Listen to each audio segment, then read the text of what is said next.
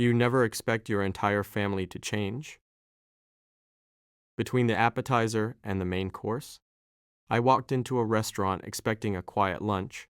Instead, my pregnant daughter-in-law grabbed my wrist, looked over her shoulder, and whispered 6 words that made my blood run cold.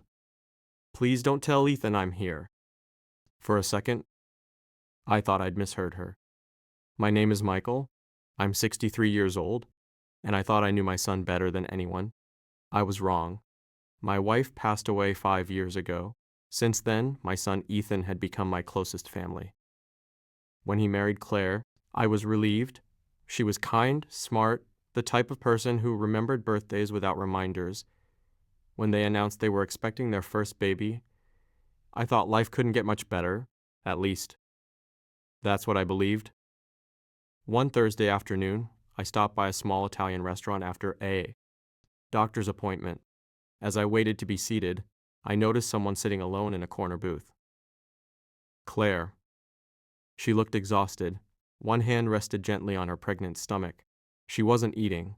She was just staring out the window. I walked over with a smile. "Mind if I join you?" She looked up and immediately went pale. Then came those 6 words, "Please don't tell Ethan I'm here." I sat down slowly. "What happened?" She looked around before speaking. I don't know who else to trust. My heart sank. She slid a folded envelope across the table. Inside were bank statements, credit card notices, past due mortgage payments. At first, none of it made sense. "Ethan told me we were doing fine." Claire shook her head. So did he. She explained that she'd recently discovered several loans she'd never known existed. Their savings account, almost empty, credit cards completely maxed out. She'd confronted Ethan. He claimed it was all temporary. Then he became strangely secretive, working late, leaving the house to take mysterious phone calls. She wasn't afraid he was cheating. She was afraid of something worse. What if he's in serious trouble? I honestly didn't know what to say. This wasn't the son I'd raised, or maybe I simply hadn't been paying attention. That evening, I called Ethan. "I want to have breakfast tomorrow." He sounded nervous. "Can't, busy." "You can." Silence. Finally, fine. The next morning, he arrived looking exhausted. Dark circles under his eyes. His hands wouldn't stop shaking. I decided not to accuse him. Instead, I asked, "Are you okay?" For nearly a minute, he said nothing. Then he started crying. I hadn't seen my son cry since his mother's funeral. "I messed up, Dad." Those 4 words carried years of shame. It started with a small investment. A friend convinced him he could double his money quickly.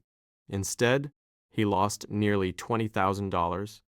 Rather than tell Claire, he borrowed money to recover the loss, then borrowed again to repay the first loan. Every decision made the next one worse. He kept believing one lucky break would fix everything. Instead, the debt grew until he couldn't breathe. I wanted to give my family a better life. He whispered, "Now I might lose everything." I asked the question that mattered most. "Does Claire know the truth?" He stared at the table. "No." "Then your first problem isn't debt. It's dishonesty." That afternoon, I invited both of them to my house. Neither knew the other was coming. The silence when they walked into the living room was unbearable. Claire immediately looked at Ethan. "You've been lying." He nodded. She didn't yell, didn't throw anything. She simply asked, "Why didn't you trust me enough to tell me?" That question broke him completely. He admitted everything, every loan, every bad decision, every sleepless night. When he finished, the room became silent. Then Claire did something I never expected. She took his hand. "We can survive debt. We can't survive secrets." I quietly walked into the kitchen to give them privacy. For nearly an hour they talked, really talked. When they finally came out, they looked exhausted, but lighter. The next several months weren't easy.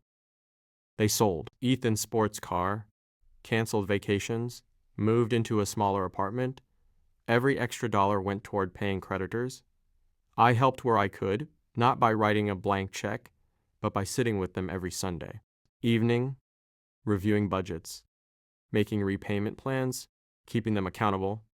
Slowly, the numbers started moving in the right direction. Then my grandson was born.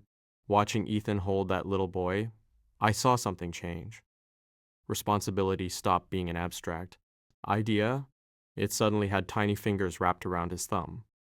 A year later, nearly all the debt was gone. One evening, Ethan invited me back to that same Italian restaurant. Halfway through dinner, he smiled. You know, if you hadn't walked in that day, I probably would have kept lying. Claire squeezed his hand, and eventually, I would have left. The honesty hit harder than anything else. One random lunch had saved their marriage. Before we left, Ethan handed me a small envelope. Inside was the first dollar he'd earned after becoming debt-free. I know it isn't much. It's not about the money. It's a reminder. Never hide from the people trying to help you. That dollar still sits inside my desk drawer, not because it's valuable, because it reminds me that families aren't destroyed by mistakes. They're destroyed by silence.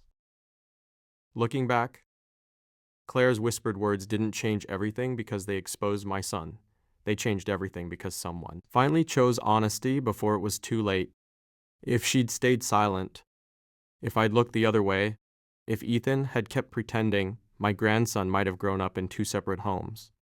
Sometimes the strongest families aren't the ones without problems. They're the ones willing to face those problems together. If you've ever discovered a family secret that changed everything, share your story in the comments below. Sometimes the most important conversation of your life begins with someone quietly saying, "Please don't tell anyone, yet."